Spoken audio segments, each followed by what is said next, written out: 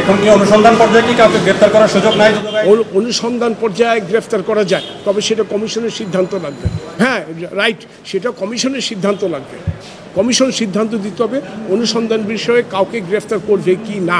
এইটা মোটেও না, কারণ আগে দুদকে বেনজির আহমেদের বিরুদ্ধে যে অনুসন্ধান চলছিল সেটা প্রায় শেষ পর্যায়ে। সেটার অনুসন্ধান রিপোর্ট দাখিল করলে কমিশন সিদ্ধান্ত নেবে অর্থ পাচার, জ্ঞাত আয় বহির্ভূত সম্পদ হয়েছে কিনা।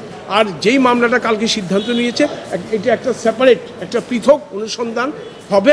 ওনার সম্পদ বিবরণী চাওয়া হবে 26 ধারায়। 26 ধারায় ওনাকে নির্দিষ্ট একটা সময় দিবে 21 দিনের মধ্যে সম্পদ বিবরণী দাখিল করার জন্য।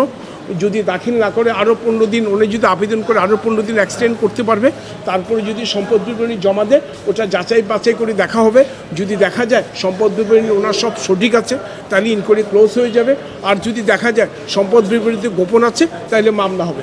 আর যদি সম্পদ বিবরণী নাই দাখিল করে, তখন নন সাবমিশন অফ ওয়েলথ স্টেটমেন্টের মামলা হবে। এটা একটু সেপারেট ইন্ডিপেন্ডেন্ট প্রসিডিং। ওই প্রসিডিংটার সঙ্গে এই প্রসিডিং কোনো মিল নেই। এখন আপনি বিষয়টি এখন অনুসন্ধান পর্যায়ে আছে, কোনো এখনও মামলা মোকদ্দমা হইতে, কাজেই মামলা হয়। অনুসন্ধান কার্য আমরা পর্যায়ক্রমে যা যা করার সবই করছি। যেমন মতিউরের ট্রাভেল ব্যান দেওয়া হয়েছে, তার স্ত্রীর বিরুদ্ধে ট্রাভেল ব্যান দেওয়া হয়েছে। স্ত্রী আবার ট্রাভেল ব্যান ভ্যাকেটের জন্য মেট্রো সেশন জাজে আবেদন করছেন। মেট্রো সেশন জাজ সেটা আগামী 27 জুলাই দিন ধার্য করেছে। কাজে প্রত্যেকটা আইনি প্রক্রিয়া একটার পর একটা ধারাবাহিকভাবে চলতে থাকবে। এখন কি অনুসন্ধান পর্যায়ে কি কাউকে গ্রেফতার করার সুযোগ নাই? অনুসন্ধান পর্যায়ে গ্রেফতার করা যায়, তবে সেটা কমিশনের সিদ্ধান্ত লাগবে। হ্যাঁ, রাইট, সেটা কমিশনের সিদ্ধান্ত লাগবে। কমিশন সিদ্ধান্ত দিতে হবে অনুসন্ধান বিষয়ে কাউকে গ্রেফতার করবে কি না।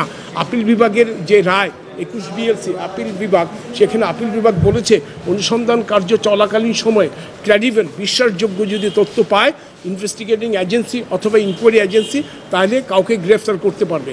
তবে সেই পাওয়ারটা আপিল বিভাগ বলেছে খুব কশাসলি এক্সারসাইজ করতে হবে, খুব সাবধানতা সহকারে সেই পাওয়ারটা আপনাকে এক্সারসাইজ করতে হবে।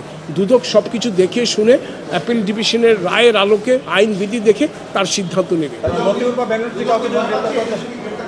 প্রশ্নই আসছে না, এখানে ভয় পাওয়ার কি আছে? একটা ইনকোয়ারি চলছে, ট্রাভেল ব্যান দেওয়া হয়েছে, সম্পদ জব্দ হয়েছে, ভয় পেলে এগুলো করতে রাখি।